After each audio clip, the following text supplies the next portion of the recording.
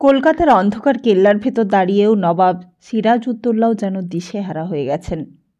পেছনে রাজা মানিক চাঁদ, মীর জাফর তারাও দাঁড়িয়ে, হাতে হাত করা বাঁধা হলওয়েল সঙ্গে। হলওয়েল সাহেব পালাতে পারেননি শেষ পর্যন্ত।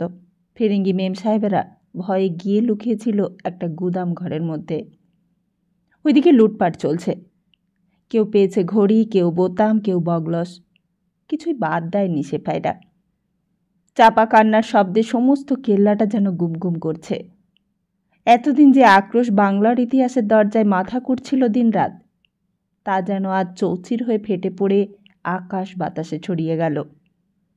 ফিরিঙ্গিদের সাধের কলকাতা তখন পড়ছে। বীরজিতলা, দর্জিপাড়া, গোবিন্দপুর, বাদামতলা থেকে শুরু করে ক্যাপ্টেন পেরিন সাহেবের বাগানের পাশের বারুদখানাটাও বাদ যায়নি। সেই আগুনের মধ্যে ষষ্ঠীপদ এই ধার থেকে ওই ধার দৌড়চ্ছে। উমিচাঁদ সাহেবের বাড়িতে বেশি টাকা থাকা সম্ভব, সেদিকটাতেই দৌড়ে গেল ষষ্ঠীপদ। কিন্তু বাড়ির সামনে গিয়ে হতবাক। উমিচাঁদ সাহেবের দারোয়ান জগমন্ত সিং সেখানে সব কিছু জড়ো করেছে। উমিচাঁদের বাড়ির জিনিসপত্রগুলো এনে এনে ফেলছে সেখানে। কি দারোয়ান সাহেব, তুমি তুমি একলাই সব কি করছো?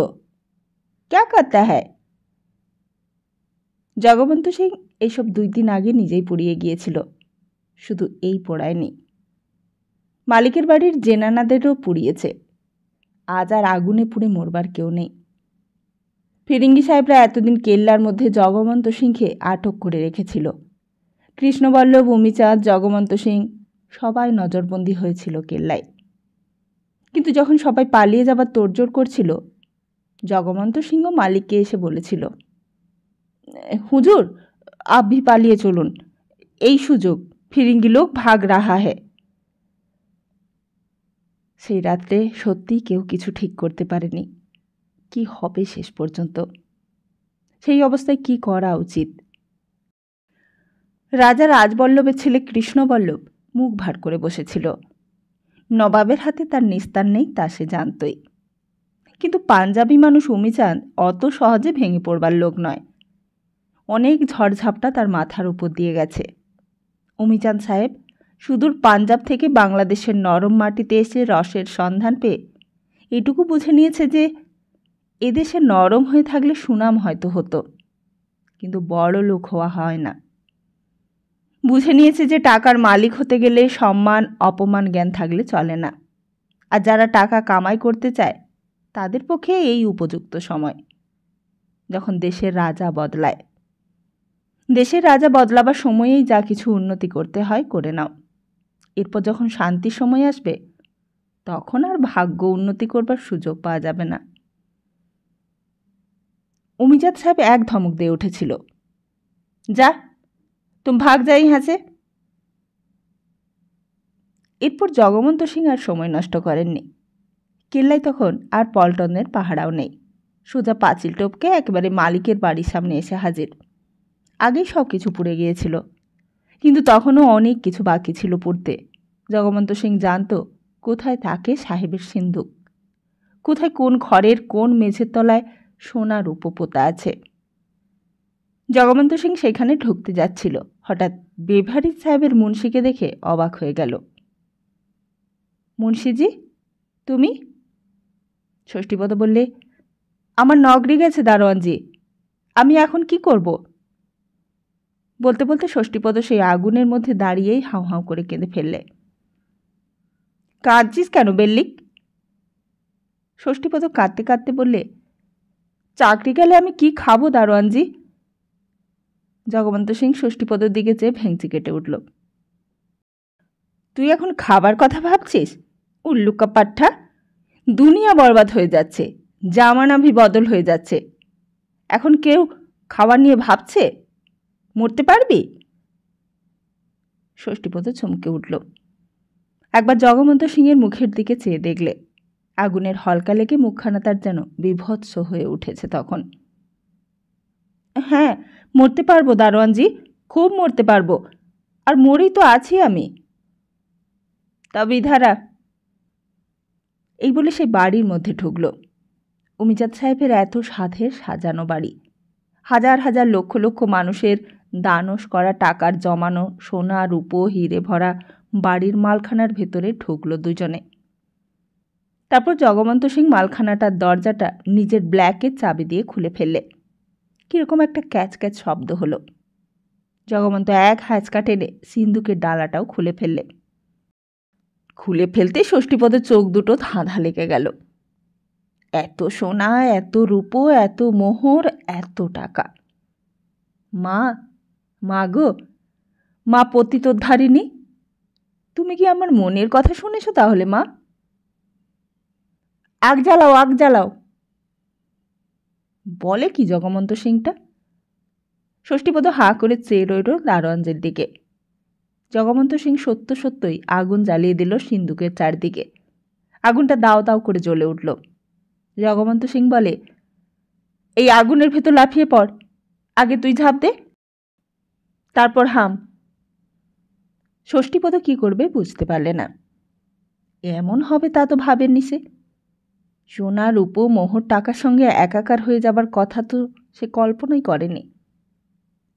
তুমি বাপু প্রভুভক্ত চাকর হতে পারো, কিন্তু আমি তো এই কাজ পারবো না। আমার তো এসব টাকা চাই। আমি যে বড় লোক হব গো, তোমার মালিক উমিচাঁদ সাহেবের চেয়েও বড় লোক। নে লাফিয়ে পড় ভেতরে। ষষ্ঠীপদ আর দেরি করলে না। দুই হাতে জগমন্ত সিংকে ধাক্কা দিয়ে সিন্দুকের ভেতর ফেলে দিয়েই ভারী ডালাটা বন্ধ করে দিয়েছে এক মুহূর্তে। থাক, পুড়ে মরুক ওর ভেতরে। তারপর আগুনটা নিভে গেলেই আবার বার করে নিলে চলবে। তখন সমস্ত সোনা রূপো মোহর টাকার মালিক সেই ষষ্ঠীপদ। ষষ্ঠীপদ আবার মাকে ডাকলে, মা। নবাব সিরাজউদ্দৌলাও তখন কেল্লার মালখানার ভেতরে খোলা সিন্দুকটার সামনে দাঁড়িয়ে। রাজা মানিকচাঁদ, মেহেদী নেশার, কৃষ্ণবল্লভ, উমিচাঁদ, শফিউল্লাহ, ইয়ারজান সবাই পাশে দাঁড়িয়ে আছে। 8 টাকা? 8 টাকা নেই? হলওয়েল সাহেব হাত বাঁধা অবস্থায় তখন থরথর করে কাঁপছিল, বলে,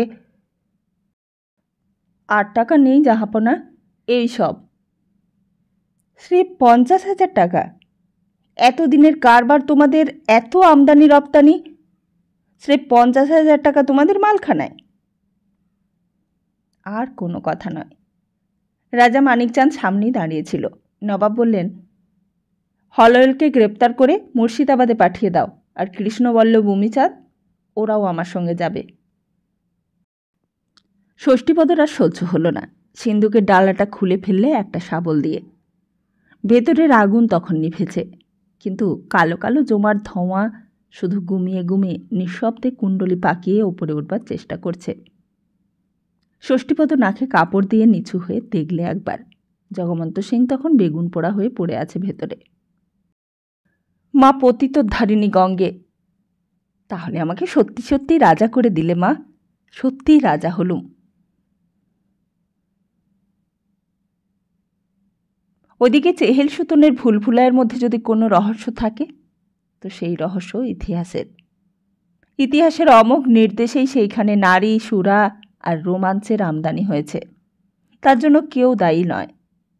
আর কেউ যদি কাউকে দায়ী করতে হয়, তো সে মুঘল বাদশাহ সুলতান আকবর নয়, সুলতান শাহজাহান নয়, সুলতান জাহাঙ্গীর নয়, সুলতান আওরঙ্গজেব নয়, এমনকি মুর্শিদ কুলি খাঁ, সারফারাত খাঁ, আলীবর্দী খাঁও নয়, নবাব মির্জা মোহাম্মদ সিরাজউদ্দৌলাও নয়, চকবাজারের সারাফত আলী যতই বলুক, হাতিয়ারগড়ের ছোটমশাই যতই কষ্ট পাক, শোভারাম বিশ্বাস যতই পাগল হোক, ইতিহাসের পথ নির্মম নিষ্ঠুর গতিতে এগিয়ে চলবে।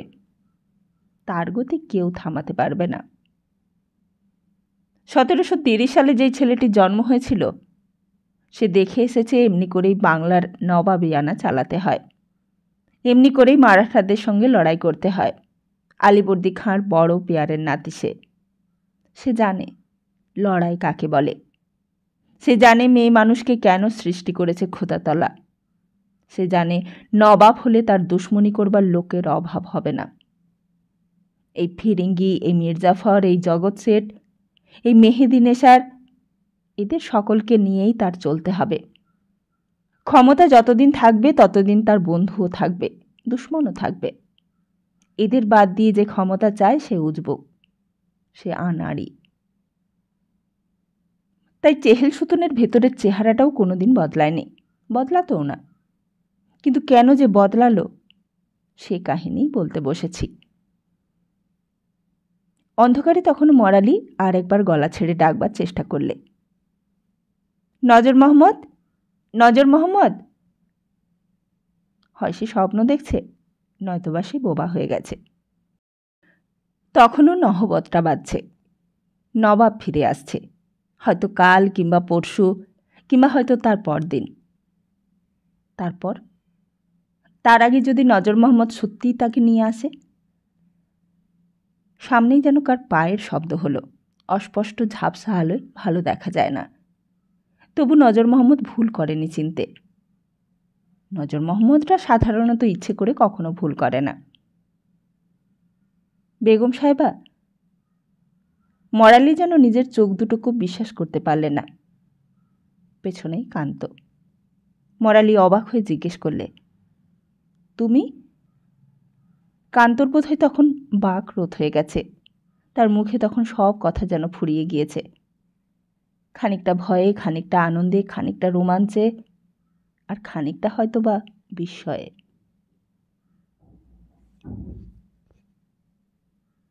দুর্গা সহজে ছাড়বার পাত্রী নয়। এই যে হাতিয়ারগড়ের রাজবাড়ি, এর বাইরে তো খাজাঞ্চি বাবু আছে, সরকার বাবু আছে, প্রজা, পাঠক, পাইক, বরকন্দাজ সবাই আছে। অতিথিশালার রান্নাবাড়ি, চাকর, ঝি, ঠিকে লোক, বুড়ো শিবের মন্দিরের পুরুত, যোগানদার, কিছুই তো বাদ নেই। কিন্তু রাজবাড়ির মধ্যে দুর্গার মাথার ওপর কেউ নেই, সেই সর্বে সর্বা। দুর্গার কথার উপর কথা বলার ক্ষমতা কারণ নেই। পরদিন সকালবেলায় সোজা বড় বৌরানীর ঘরে গিয়ে হাজির। রানীমা, ভেতরে আয়। খাজাঞ্চিবাবু শোভারামের বদলা যাকে রেখেছে সে সুবিধের লোক নয়। জনার্দন না কি তার নাম, লোকটা সেদিন রাত্রিরে একেবারে ভেতর বাড়ির মহলের মধ্যে ঢুকে পড়েছিল। তা মাধব ঢালিকে বললেন না কেন? কেটে ফেলে নদীতে ভাসিয়ে দিত। দুর্গা বললে, আমি অত সাহস করিনি রানীমা। এমনিতেই সময়টা খারাপ চলছে, তখন বানাক দিয়ে নিঃশেষ পড়ছিল, আমি তাই সামলে গেলুম। হইচই করলে আবার যদি ডিহিদার মিন্সের কানে যায়, তাই ধমক দিয়ে সাবধান করে দিয়েছি। বলেছি আর যদি মিন্সেকে এই দিগরে দেখি তো ঠ্যাং খোড়া করে দেব। তা মতলব কি তার? কেন এসেছিল ভেতর বাড়িতে? দুর্গা বললে, আমার তো রানীমা সন্দেহ হয় ও ঠিক ডিহিদার মিন্সের লোক। খবর নিতে পাঠিয়েছে ছোট বৌরানীকে ঠিক মুর্শিদাবাদে পাঠিয়েছি কিনা। তা শোভারামের মেয়েটা তো ভালোই ভালোই সেখানে পৌঁছে গেছে, তারপরেও আবার এই মিন্সের এত সন্দেহ বাই কেন? দুর্গা বললে, কে জানে রানীমা কার কি মতলব। আমি তো দিনরাত আগলে আগলে রাখছি, কিংবা হয়তো সেই মুখ পুরি চাপে পড়ে সব বলে দিয়েছে। সেসব হালচাল তো সেখানকার আলাদা। যে তেজি মেয়ে, ভেবেছে এখন তো যা হবার হয়েই গেছে, এখন আর বললে ক্ষতিটা কি।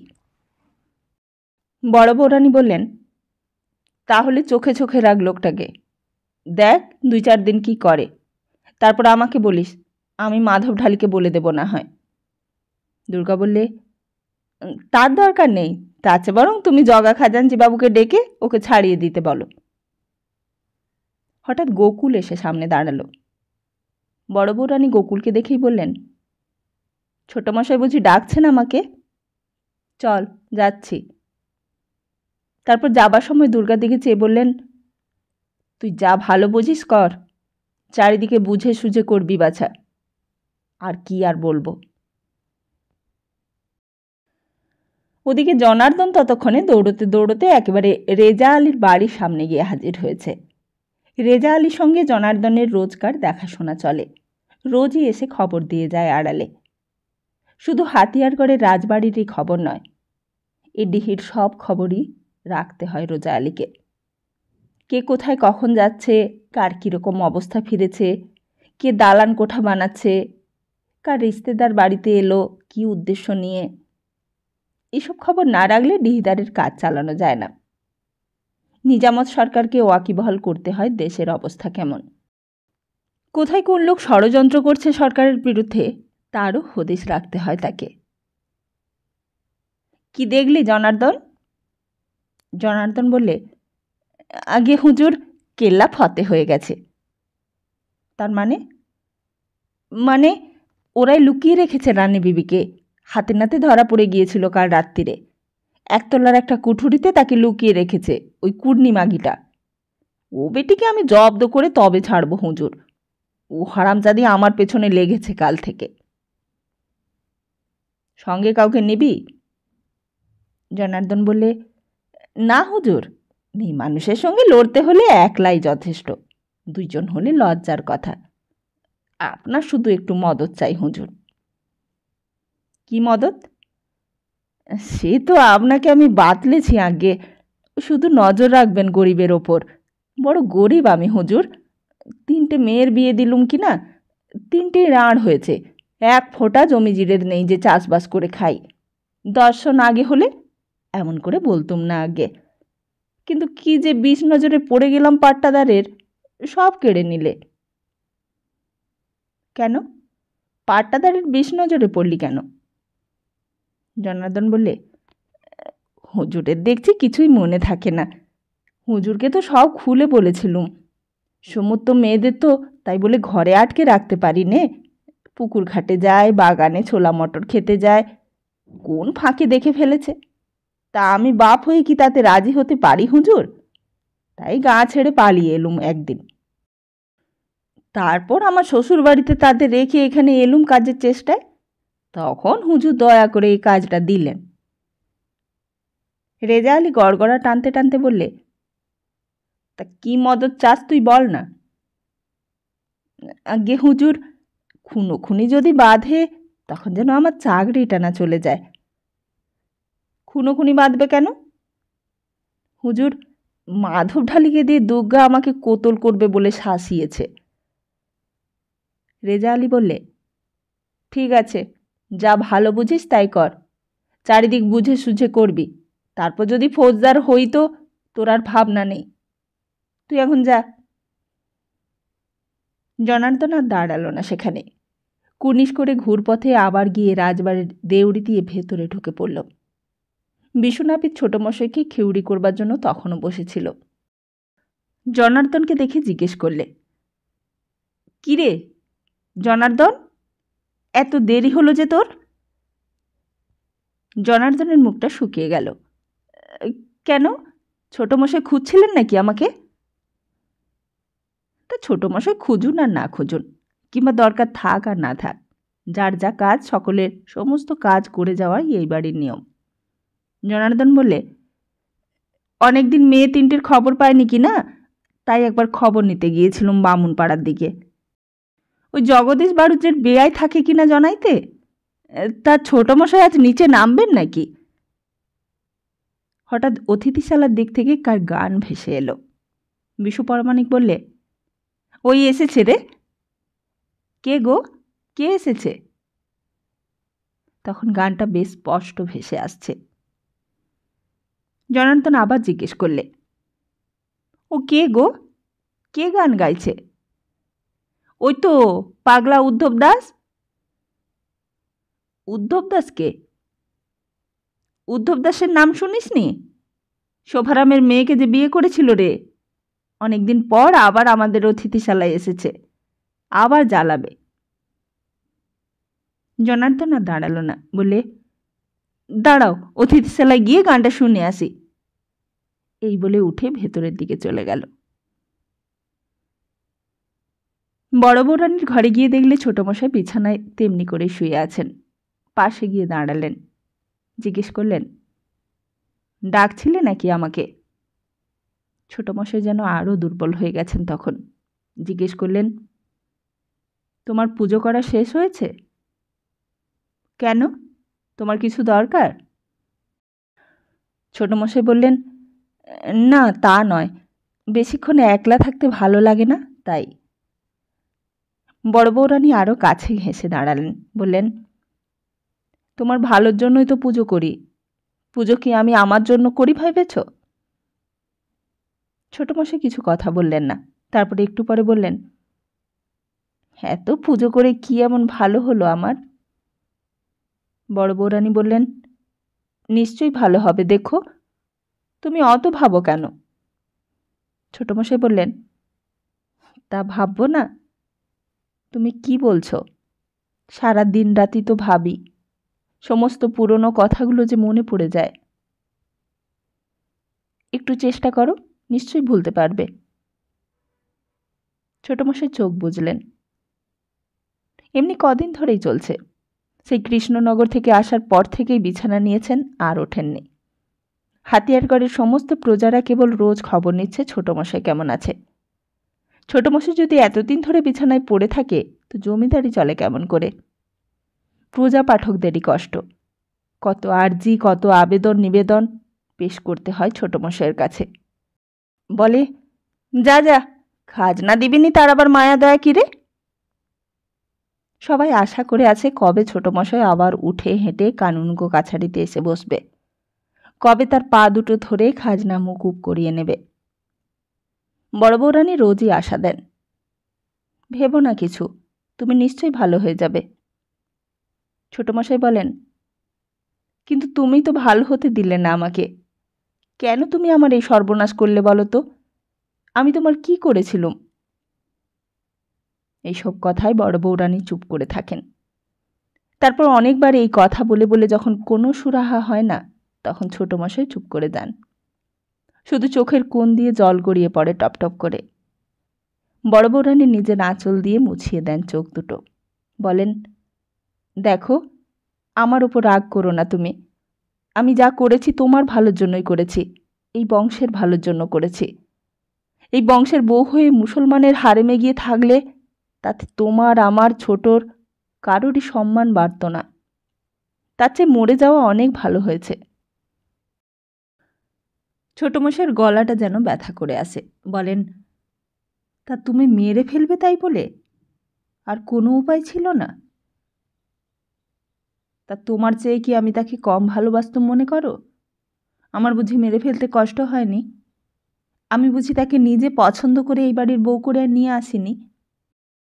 আমি বুঝি চাইনি এই বংশের একটা ছেলে হোক, বড়মশাইয়ের বংশে বাতি দিতে কেউ থাকুক?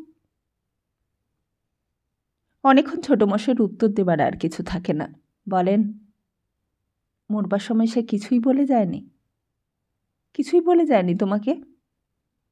বড় বউরানী বলেন, তুমি আগে আমার কথার উত্তর দাও, সম্মানটা বড় না প্রাণটা বড়? ছোটমশাই বলেন, তুমি যদি জানতে পারতে আমার বুকের মধ্যে কি তোলপাড়টা চলছে। তা সম্মান কি তার চেয়েও বড় নয়? আর এ তো শুধু তোমার একলা সম্মান নয়, সমস্ত হাতিয়ারগড়ের সম্মানের প্রশ্ন যেখানে, সেইখানে তুমি নিজের কষ্টটার কথাই ভাবলে। কিন্তু ডিহিদারকে তুমি এখন কি বলে জবাবদিহি করবে? মেহেদী নেশা সাহেবকে কি বলে ঠেকাবে? তারা যদি আবার পরোয়ানা পাঠায় তখন? সে ব্যবস্থা আমি করেছি। ছোটমশাই উত্তেজিত হয়ে ওঠেন বিছানায় শুয়ে শুয়ে। বলেন, সে কি, কি ব্যবস্থা করলে? সেসব তোমায় ভাবতে হবে না। যে ব্যবস্থা করলে সব কুল রক্ষা হয়, সেই ব্যবস্থাই করেছি। বলো না, কি ব্যবস্থা করলে? আমাদের জানতে বড় ইচ্ছে হচ্ছে। মহারাজ কৃষ্ণচন্দ্র আমাকে বারবার বারণ করে দিয়েছিলেন, এমন সর্বনাশ আপনি করবেন না। জগৎ শেঠজি, মির্জাফর সাহেব সবাই আমাকে বারণ করেছিল। আমি কিছুতেই কিছু উপায় খুঁজে পাচ্ছিলুম না। বড় বউরানী বলেন, আমিও কি কিছু ভাবিনি মনে করেছ? ভেবে ভেবে আমার রাতে ঘুম হতো না। সে যেদিন থেকে ডিহদারের লোক এলো পরোয়ানা নিয়ে, আমি একদিনও রাত্রিরে ঘুমোইনি। কেবল ভেবেছি এর কি প্রতিকার। কেবল মন্দিরে গিয়ে ঠাকুরকে ডেকেছি, বলেছি, আমাকে একটা উপায় বলে দাও ঠাকুর। আমার স্বামী, আমার শ্বশুরের বংশ, আমার হাতিয়ারগড়ের প্রজাদের সম্মান কেমন করে রক্ষে করব বলে দাও। তারপর একটু থেমে বলেন, তুমি ভাবতে আমি বুঝি কেবলই ঠাকুর পুজো নিয়ে মেতে আছি, কিন্তু আমার যে কি যন্ত্রণা হতো তা যদি তুমি বুঝতে। ছোট সামনে গিয়ে মুখোমুখি চাইতেই পারতুম না, বুক ফেটে কান্না বেরিয়ে আসতে চাইতো। তবুও সংসারের রোজকার কাজ হাসি মুখে করে যেতুম। তখন তুমিও জানতে না আমার বুকের মধ্যে কি আগুন জ্বলছে। তোমাকে তো তখন ডেহিদারের সেই চিঠি আমি দেখাইনি। আমি জানতুম তুমি সেই চিঠি পড়ে ভেঙে পড়বে। এরপর আর ছোটো মশাইয়ের কিছু কথা বলবার থাকে না। সত্যি তো, বড় বউরানী যা করেছে তাছাড়া আর কি উপায় ছিল?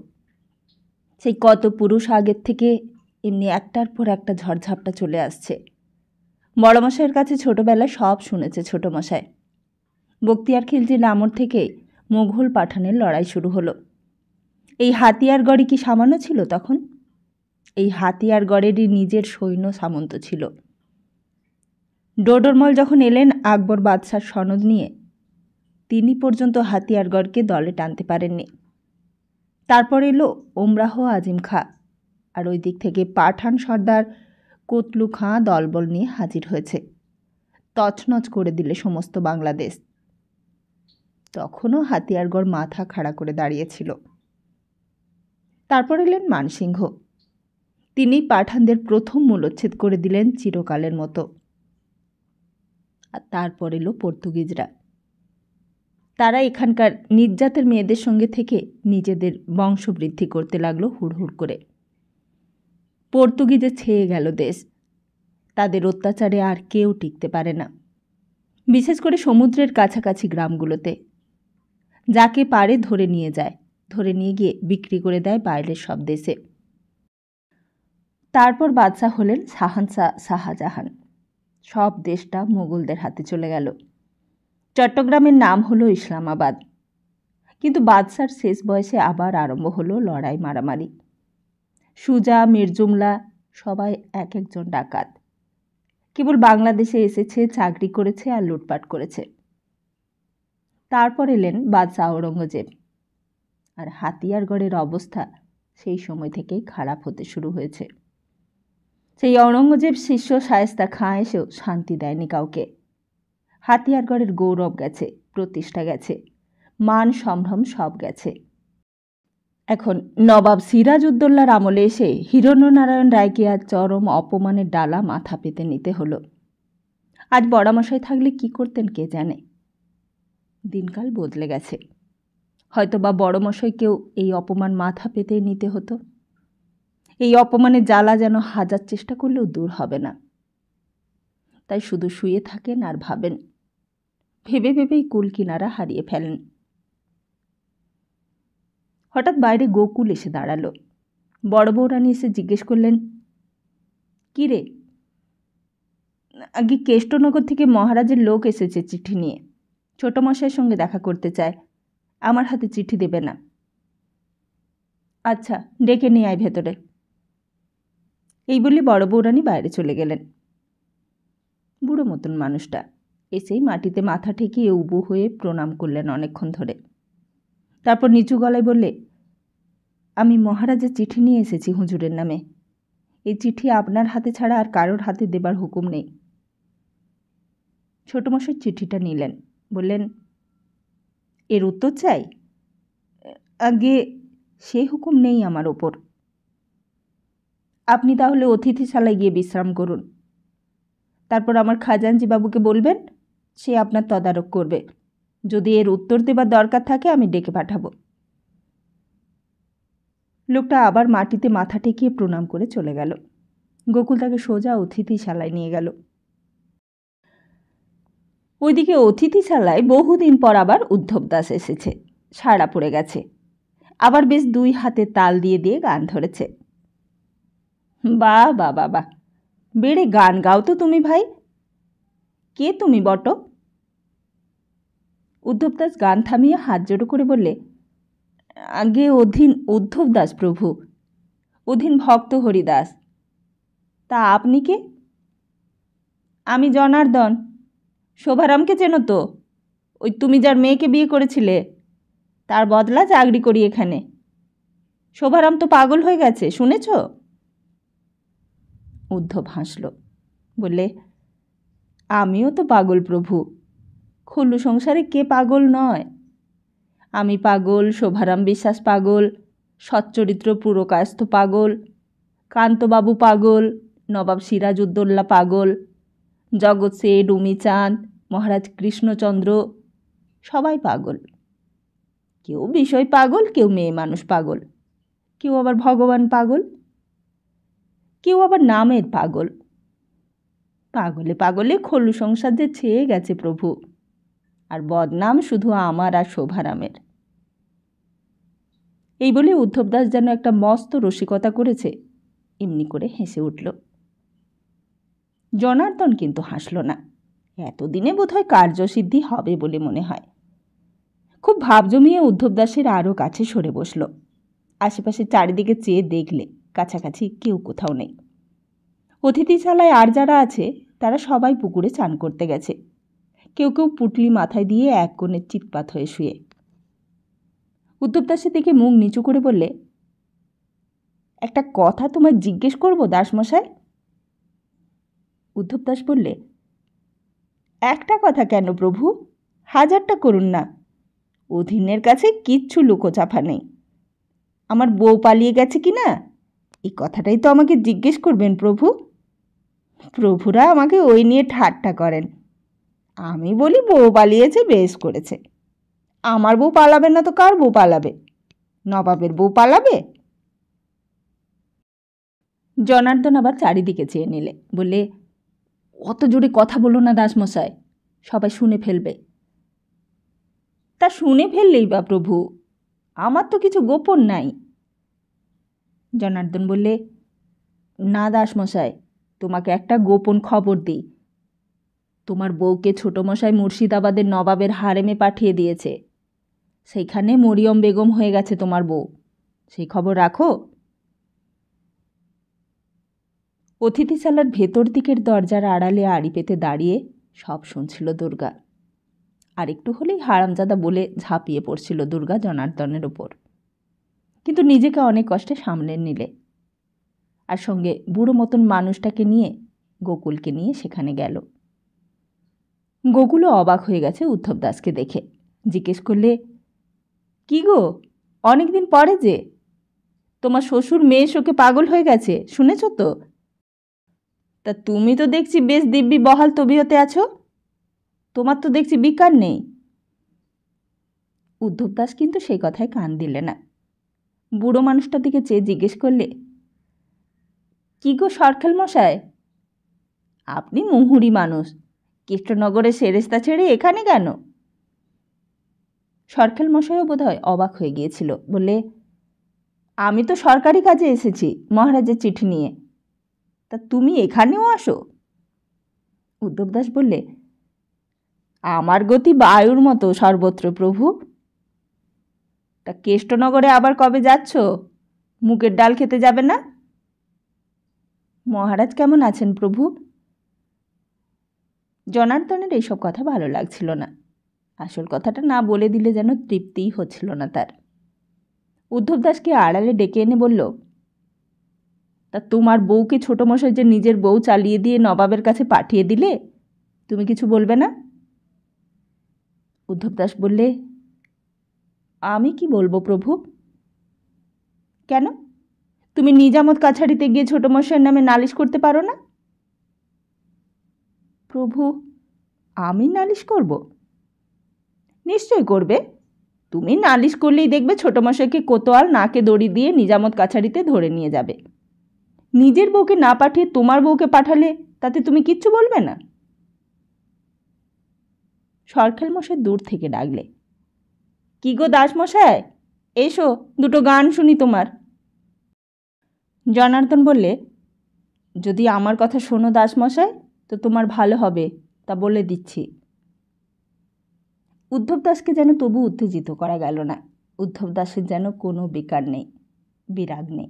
বললে, আমি নালিশ করলে কি আমার বউকে আমি ফিরিয়ে পাবো প্রভু?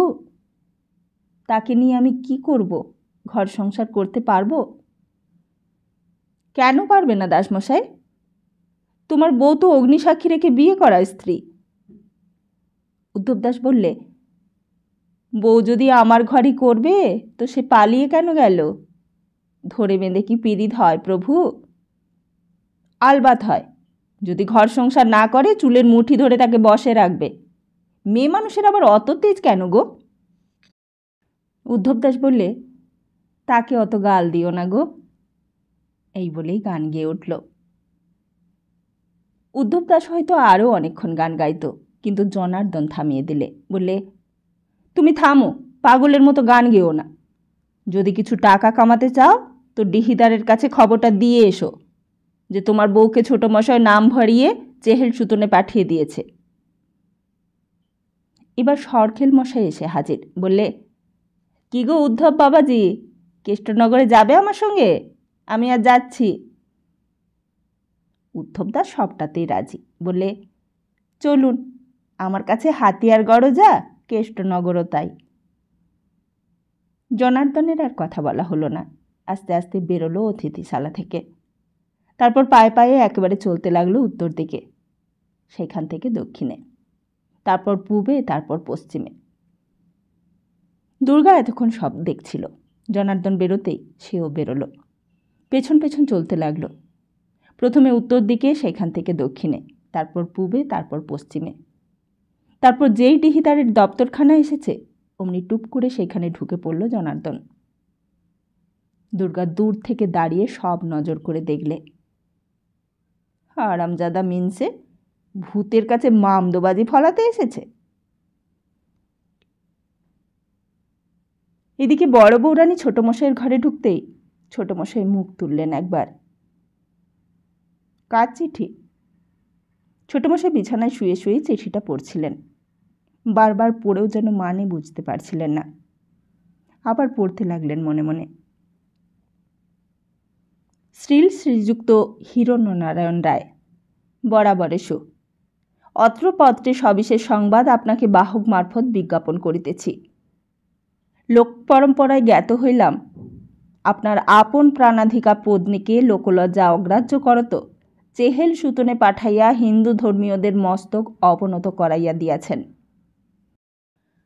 জগৎ শেঠজি মির্জাফর আলী সাহেব প্রমুখাত যে সংবাদ সংগ্রহ করিয়াছি তাহা সবিশেষ বেদনাদায়ক। নবাব সম্প্রতি ফিরিঙ্গিদের সঙ্গে যুদ্ধে জয়লাভ করত উদ্ধত আচরণ করিয়া ধরাকে সরা জ্ঞান করিতেছেন। এমতো সময়ে আপনার ন্যায় বিচক্ষণ ব্যক্তির এমন করিয়া সমর্যাদার মূলে কুঠারাঘাতকরণ অতীব ঘৃণাহ। ইহা অপেক্ষা আপনার প্রাণাধিকা পত্নীকে হত্যা করা অনেক গুণে শ্রেয় ছিল। আপনি প্রাণ ভয়ে ভীতপীড়িত হইয়া নিজ পত্নীর ধর্মনাশে সহায়তা করিয়া সমগ্র হিন্দুর প্রতিকূলে কলঙ্ক লেপন করিয়াছেন। অধিক কি লিখিব? আমাদিগের সমস্ত প্রচেষ্টা এমনভাবে নষ্ট করিয়া আপনি সকলের ক্ষতি সাধন করিয়াছেন। ইহার প্রতিকার সত্বর আবশ্যক। আশু কর্তব্য সম্বন্ধে স্থির মস্তিষ্কে বিবেচনা করিবার মানুষে আমি যথাবিহিত ব্যবস্থা করিতেছি। আপনার সাক্ষাৎ প্রয়োজন জানিবেন। কবে আসিতে পারিবেন পত্রবাহকের হস্তে পত্র দ্বারা জ্ঞাত করিবেন। ইতি ভবদীয়। বড় বৌরানী আবার জিজ্ঞেস করলেন, কার চিঠি? ছোটমশাই বললেন, মহারাজ কৃষ্ণচন্দ্রের। কি লিখেছেন? লিখেছেন আপনি আপনার স্ত্রীকে কেন পাঠালেন চেহেল সুতনে? তাকে খুন করতে পারলেন না? আমাকে যেতে লিখেছেন। বড় বৌরানী বললেন, তুমি যাবে নাকি? তাই তো ভাবছি, অতিথিশালায় লোক অপেক্ষা করছে। বড় বৌরানী বললেন, তুমি যেন আবার বলে দিও না সব। জিজ্ঞেস করলে বলো কোনো উপায় না পেয়ে বউকে পাঠিয়ে দিয়েছিলে। বলো ভয় পেয়েই এমন কাজটা করে ফেলেছ, বুঝলে? নইলে সব মাটি হয়ে যাবে। ওইদিকে নজর মোহাম্মদ কান্তকে পৌঁছে দিয়ে আড়ালে সরে পড়েছিল, কিন্তু মুখোমুখি দাঁড়িয়েও কান্ত বা মরালি কারোর মুখে কোনো কথা ছিল না। নহবতখানায় তখনও ইমন কল্যাণের রাগিনী মিড়ে ঘূর্ণায় সমস্ত আবহাওয়াটাকে উদ্দাম করে তুলেছে। মরালি দাঁড়িয়ে দাঁড়িয়ে অধৈর্য হয়ে উঠেছিল। বলে, আপনি কেন এলেন এখানে? কি করে এলেন? কোন সাহসে এলেন?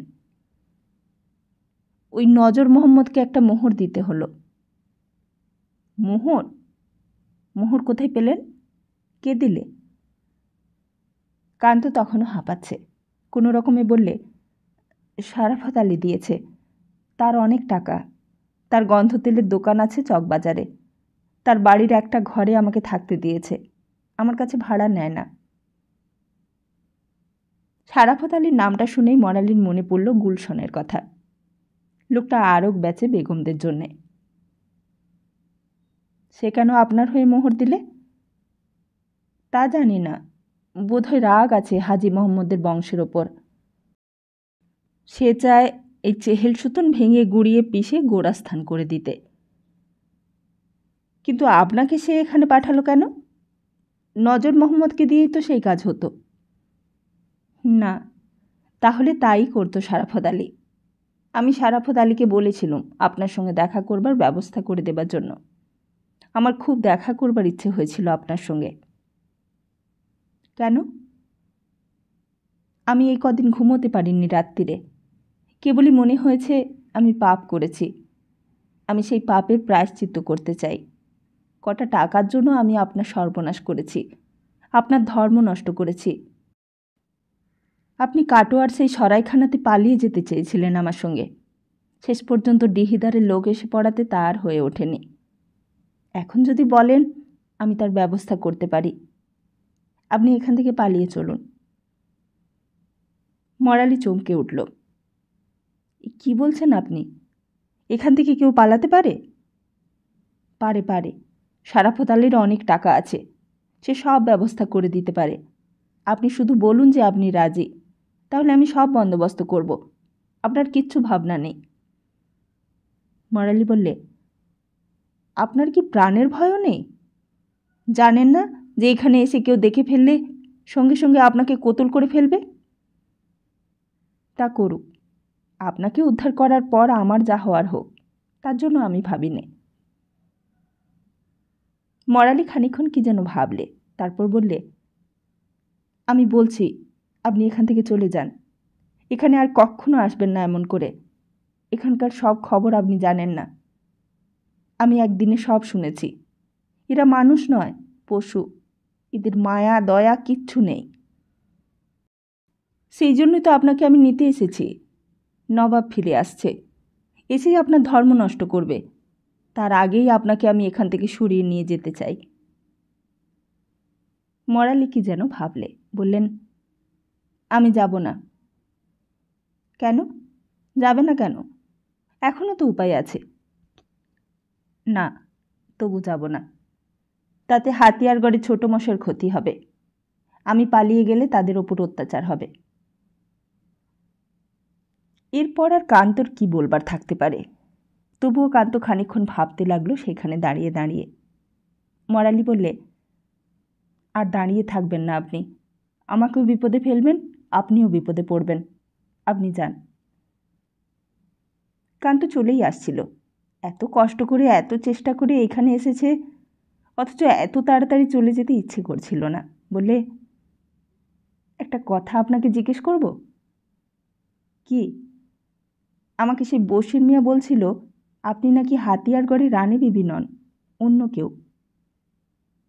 অন্য কেউ? হাতিয়ারগড়ে রানী বিবি নই তো আমি কে? কান্ত বললে, আমার অবশ্য বিশ্বাস হয়নি, কিন্তু অবিশ্বাস করতেও ইচ্ছে হচ্ছে না। বশির মিয়ার কথা যদি সত্যি হয়, তাহলে আমার কিন্তু আর আফসোসে শেষ থাকবে না। কেন বলুন তো? বশির মিয়া কি বলেছে? কান্ত বললে, কে নাকি বশির মিয়াকে বলেছে আপনি আসলে হাতিয়ারগড়ের শোভারাম বিশ্বাসের মেয়ে মরালি, যার সঙ্গে আমারই বিয়ে হওয়ার কথা ছিল। আমি তো তাকে দেখিনি, তাই আমি কিছু বলতে পারলুম না। কিন্তু এই আজগুবি খবরটা কে দিলে তাকে? কান্ত বললে, হাতিয়ারগড়ের ডিহিদার এখানে খবর পাঠিয়েছে। আমিও তাকে বলেছি এটা একেবারে আজগুবি খবর। তারপর একটু থেমে বললে, আচ্ছা, তাহলে আমি চলি।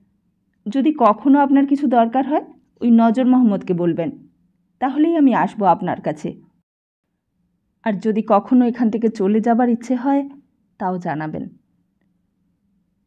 অন্ধকারের আড়ালে কোথায় নজর মোহাম্মদ দাঁড়িয়েছিল। কান্ত চলে যাবার জন্য পা বাড়াতেই সে সঙ্গ নিলে। শুনুন। মরালি পেছন থেকে অস্পষ্ট স্বরে আবার ডাকলে। শুনুন। কান্ত ফিরতেই মরালি জিজ্ঞেস করলে, আরেকটা কথা জানবার ছিল। আপনি কি হাতিয়ারগড়ে আর গিয়েছিলেন? না, কেন? যদি যান একটা কাজ করতে পারবেন? ওই যে মেয়েটা বিয়ের রাত্রিরে পালিয়েছিল তার বাবা শোভারাম বিশ্বাস ছিল আমাদের নফর। তিনি কেমন আছেন একবার দেখে এসে আমায় জানাবেন? নহবতখানায় ইনসাফ মিয়া ইমন থামিয়ে এইবার বেহাগে আলাপ শুরু করল। কোথায় দূর থেকে আবার নাচের ঘুঙরু বেজে উঠল, আর হঠাৎ যেন বড় করুণ একটা আর্তনাদ করে কান্নায় ফেটে পড়ল সমস্ত চেহেল সুতুন। যেন একটা নতুন রোমাঞ্চে রিনরিন করে উঠল। একবার খবরটা জানাবেন আমায়? কান্ত অবাক হয়ে গেল অনুরোধটা শুনে, আরও কাছে সরে এলো, বললে, তাহলে আমি যা শুনেছি তাই সত্যি? আপনি কি মরালি? মরালি ভয়ে দুপা পিছিয়ে এলো, তারপর শিউরে উঠে পেছন দিকে সরে গেল, বললে, না না, আমি মরালি নই। আমি লস্করপুরের তালুকদার কাশিম আলীর মেয়ে মরিয়ম বেগম। বলতে বলতে দৌড়ে নিজের ঘরে গিয়ে ঢুকে পড়ল। নজর মোহাম্মদের কথায় কান্তর চমক ভাঙল। বলে, চালিয়ে জানাব, চালিয়ে।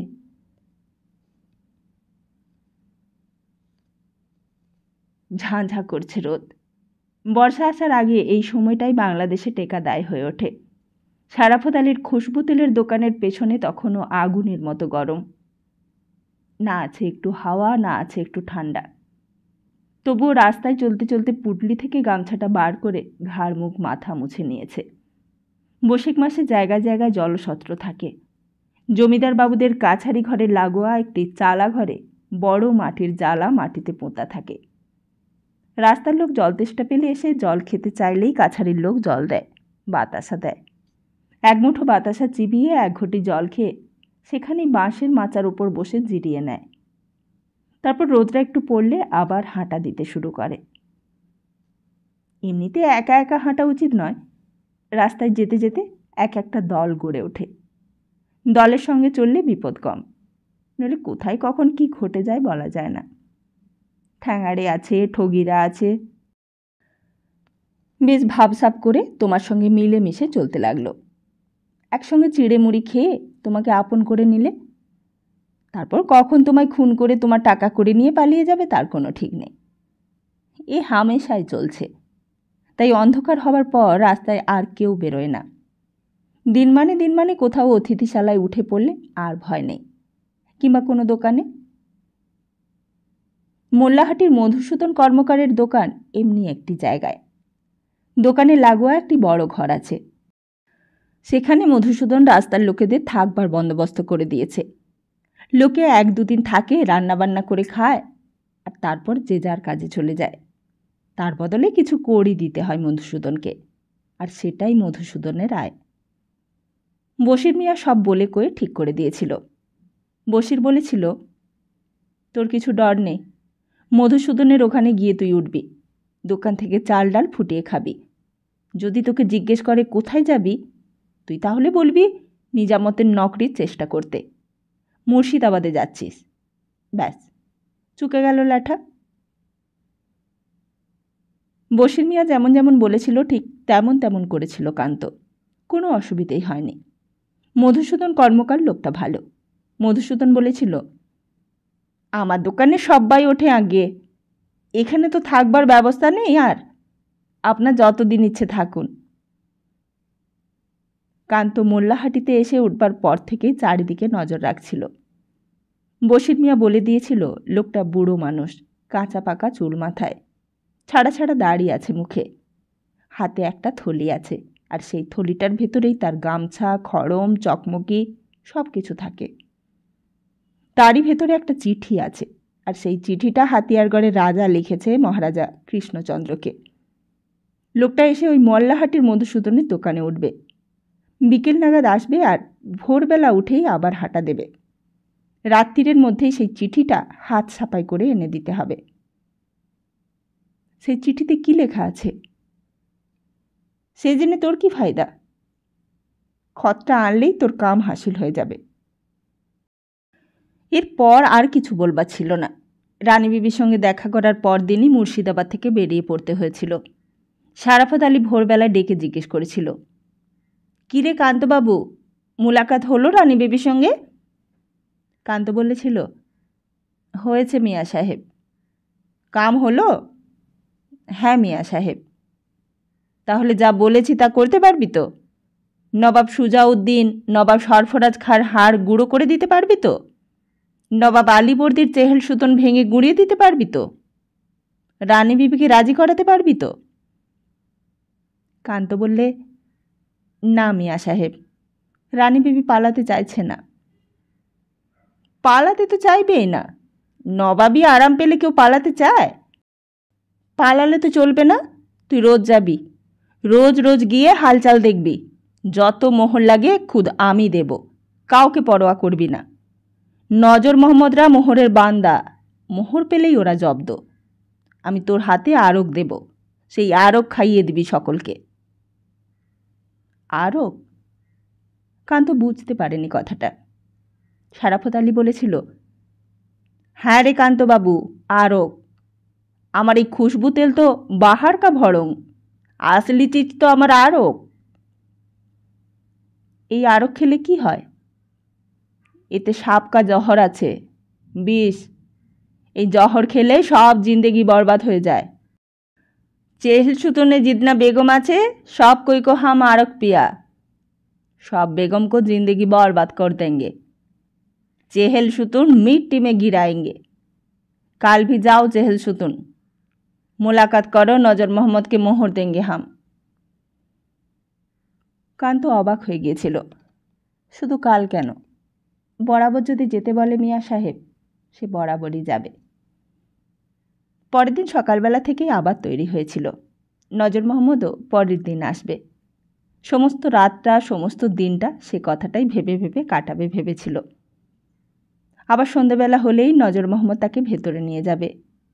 ভেবেছিল এইবার গিয়ে অন্য কথা জিজ্ঞেস করবে, আপনি বলুন না আপনি কে?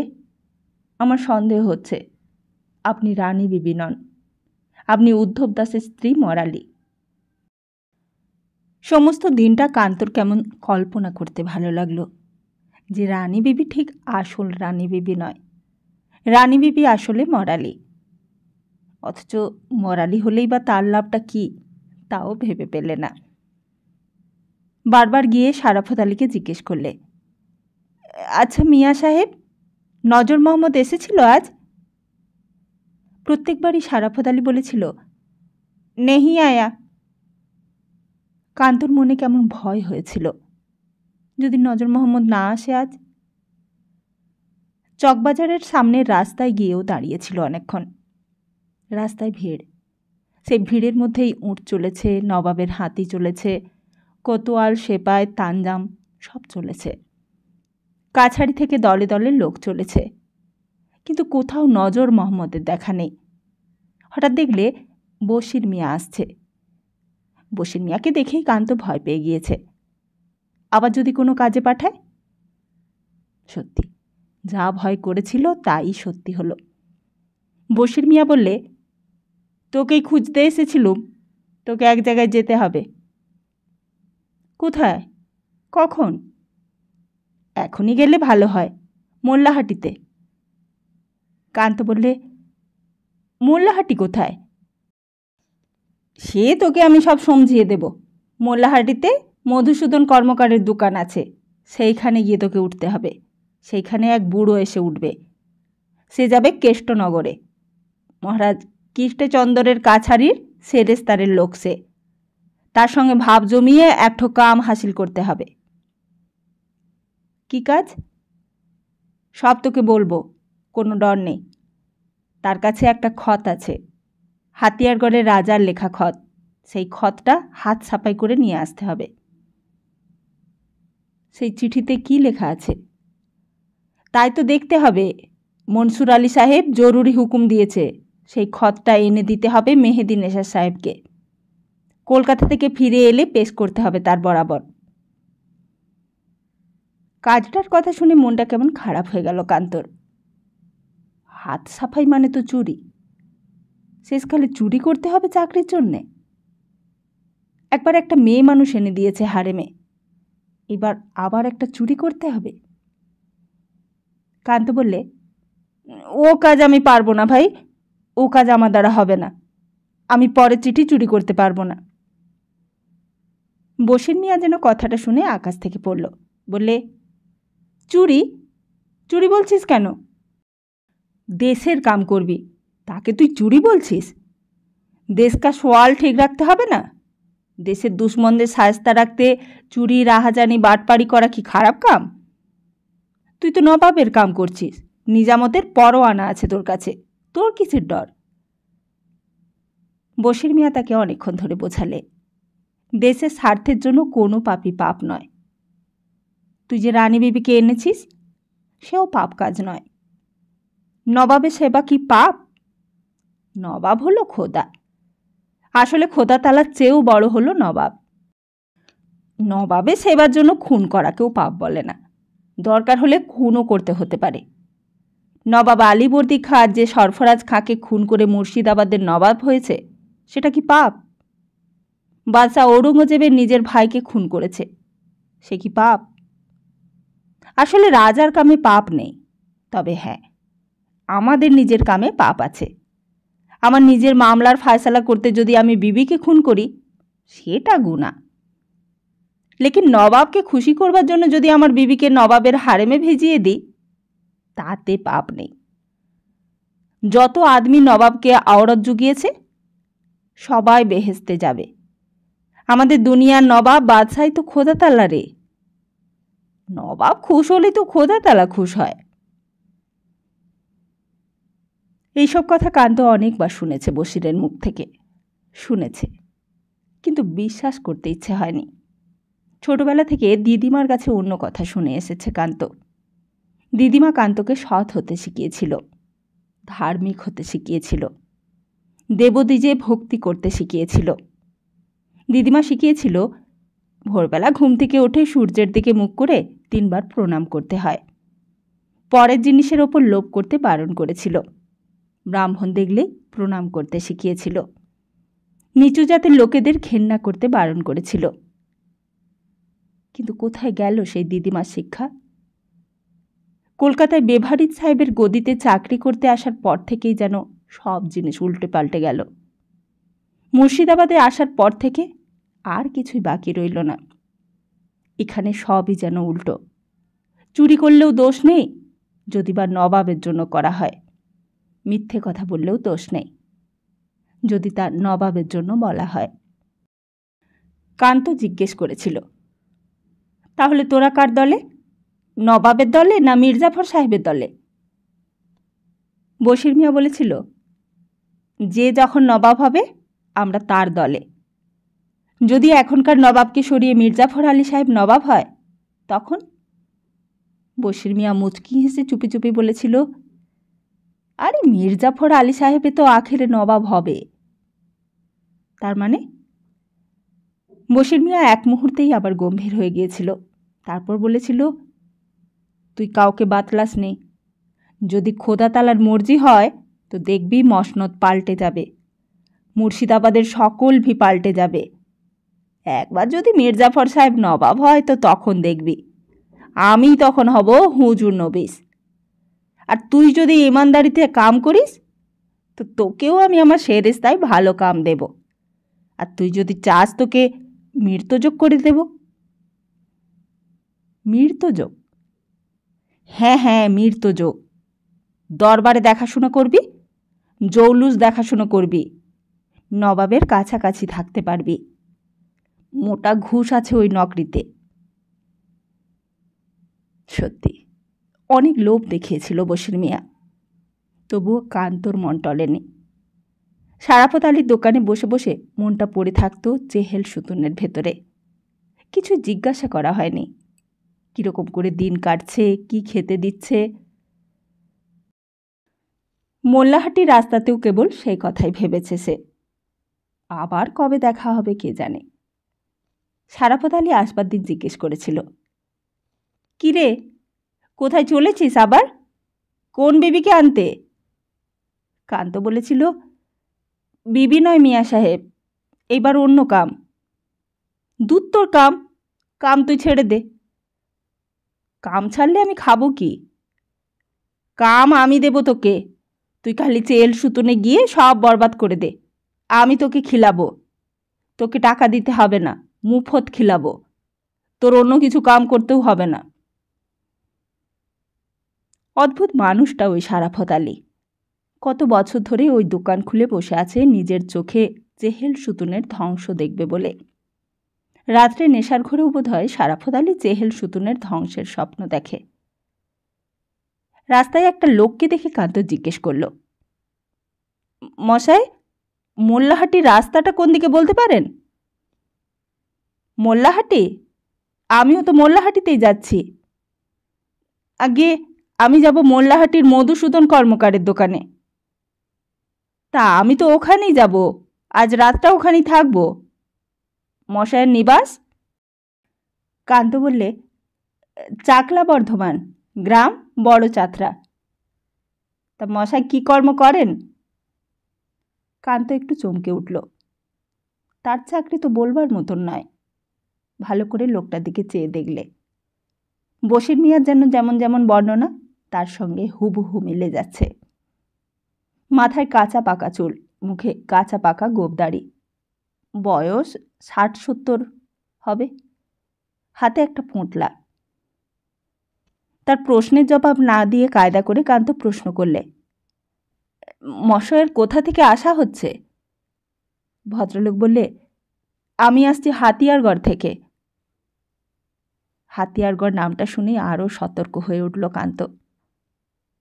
আশ্চর্য, যার সঙ্গে দেখা করতে এসেছে এখানে তারই সঙ্গে এমনভাবে রাস্তায় এত সহজে দেখা হয়ে যাবে তা ভাবা যায়নি। লোকটা কিন্তু বেশ নিশ্চিন্ত হলো একটা সঙ্গী পেয়ে। বললে, যা দিনকাল পড়েছে মশাই, পথে একা একা চলাই বিপদ। এই সেদিন একটা লোককে খুন করে ফেলে রেখে গেছে, পুটিয়া রাস্তায় দেখলাম। আপনাকে বুঝি সব জায়গাতেই ঘুরতে হয়? ভদ্রলোক বললে, জমিদারি সেরেস্তার কাজ হলো ঝকমারির কাজ, ঘুরতে ঘুরতেই প্রাণ বেরিয়ে যায়। এই তো হাতিয়ারগড় থেকে আসছি মোল্লাহাটিতে, এখান থেকে সোজা যাব কেষ্টনগরে। আবার কেষ্টনগরে একদিন থাকি কি না থাকি, ওই যেখানে মহারাজা হুকুম করবেন সেখানে যেতে হবে। আমি না হলে তো কাজ চলে না মহারাজের। কান্ত পুটলিটার দিকে চেয়ে দেখলে, বেশ পেট ফোলা পোঁটলা, ওরই ভেতর বোধহয় চিঠিটা আছে। কি বিচ্ছিরি একটা চাকরি, এমন বিশ্বাসী লোককেও ঠকাতে হবে, অথচ লোকটা তো কোনো দোষ করেনি। দেখতে দেখতেই মধুসূদনের দোকানটা এসে গেল। ভদ্রলোককে দেখেই দোকানদার ২ হাত জোড়ো করে অভ্যর্থনা করলে, আসুন সরখেল মশাই, আসুন আসুন, কাজটা হলো?